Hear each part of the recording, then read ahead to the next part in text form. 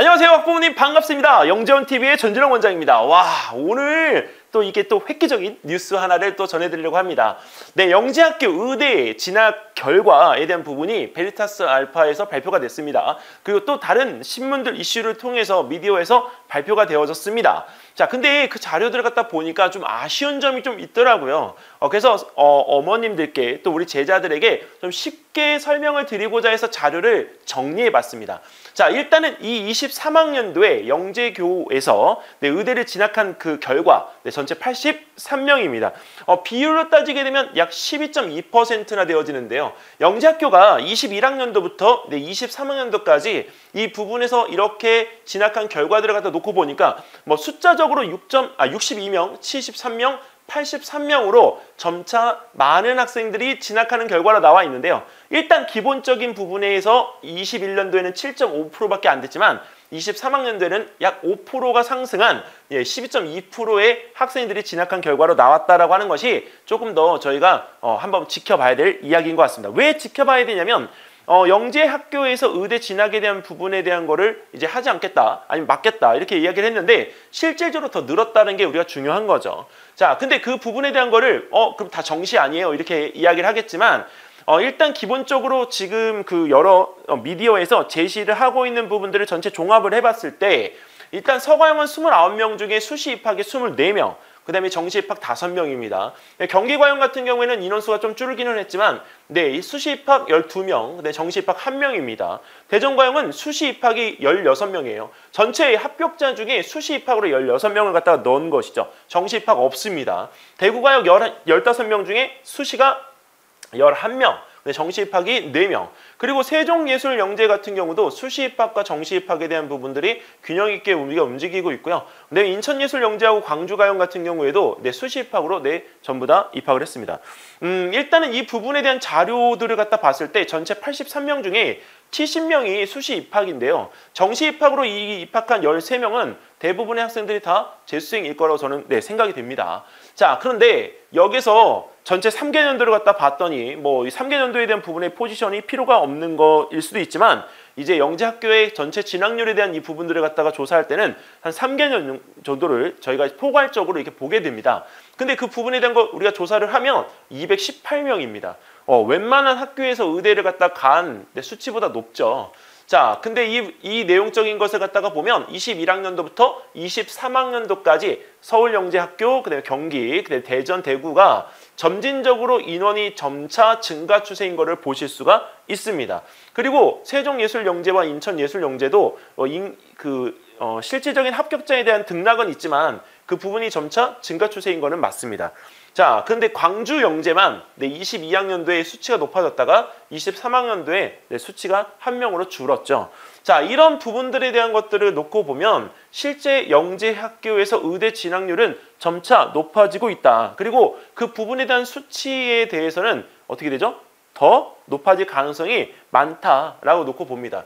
이렇게 영재학교에서 의학학 계열에 대한 합격자가 인원수가 늘어나고 있음에도 불구하고 지금 이제 그 미디어에 나온 정보를 보니까 실제 그 부분에 대한 어떤 이 지원금에 대한 환수 정도는 서과형하고 한과형 정도만 진행이 되고 있고 나머지 학교에서는 진행이 안 되고 있는 걸로 나오더라고요. 근데 이제 그 부분에 대한 거는 미디어에서 이렇게 적어놓은 정보이기 때문에 확인을 해봐야 되겠지만 그런 부분들에 대한 것들이 진행이 안 된다고 하는 것은 조금 절차상으로 아쉬운 부분들이 있습니다.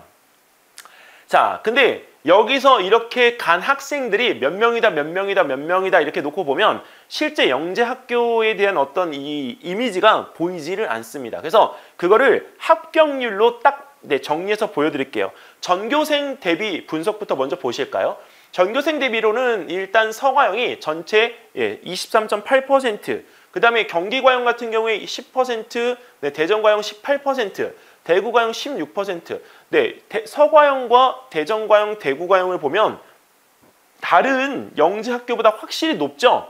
근데 어머님 전교생 대비이기 때문에 그런 거예요. 여기서 전교생 대비 말고요. 지원자 대비 퍼센트로 한번 볼까요? 지원자로 우리가 여기서 하게끔 되어지면 딱 눈에 띄는 곳은 대전과형과 대구과형입니다.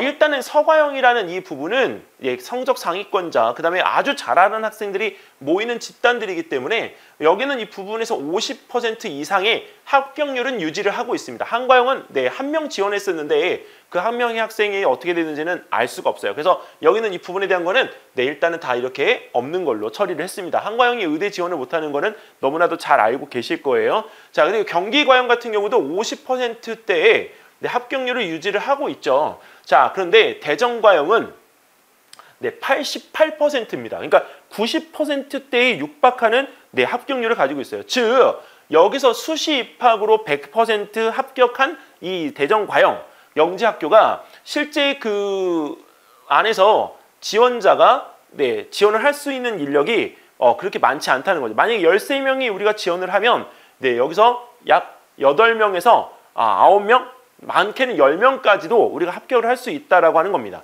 그리고 이 부분에서 합격률이 이렇게 높다라고 하는 것은 학생이 선별되어지는 부분이나 그다음에 지원하고 있는 의대에 대한 이 계열 진학까지는 살펴봐야 되겠지만 그 부분에서 높은 합격률을 자랑한다라고 하는 거는 지원 방향 자체에 대한 어떤 지도가 네, 확실하게 있을 수 있다. 그리고 또 하나는 이 대구과형 같은 경우에는 30명 중에 10명 들어간 거거든요. 예, 그러니까 실제로 우리가 약간 이 인해 전술처럼 네, 이 부분에 대한 거를 이렇게 학생들을 넣었지만 합격률은 네, 그거의 3분의 1 정도밖에 되지 않는다라고 하는 결론이 나옵니다. 만약에 부모님들께서 영재학교를 보내서 의대를 보내신다라고 한다면 가장 안정적인 건 어디죠? 2분의 1인 네, 서과형이겠죠. 아니면 경기과형. 근데 만약에 대전하고 대구를 선택하신다고 할 때는 대구보다는 대전을 선택할 경향이 굉장히 높죠.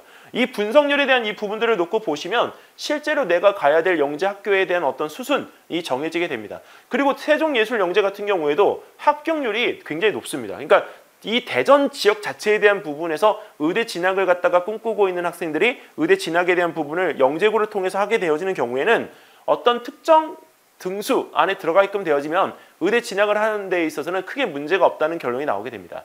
자, 이 자료들을 지금 현재 어머님들께 보여드리고 설명을 드림으로 인해서 이제 조금 공감을 하셨으면 좋겠는 건 영재학교에 대한 부분을 갖다가 통해서 의대 진학을 꿈꾸고 계시는 부모님들이 계시잖아요. 네, 근데 이 부분에서 이 자료들을 갖다가 근간으로 하면 내 자녀가 어디를 갔을 때 제일 유리한지를 놓고 보셔야 되고요. 그리고 또 하나는 네, 서울대 의대라고 하는 이 부분에 대한 걸 놓고 보시게 되면 사실 이제 한 가지 제가 팁을 드리면 이렇게 우스갯소리로 네, 서울대 의대를 제일 많이 보내는 학교가 어디인가요? 이렇게 보통 우리가 질문을 하거든요. 근데 서울대 의대를 제일 많이 보내는 학교 당연히 여기 있는 이 영재학교가 될 거다라고 이렇게 생각을 하시잖아요. 아니에요, 어머님. 연대의학과입니다. 네.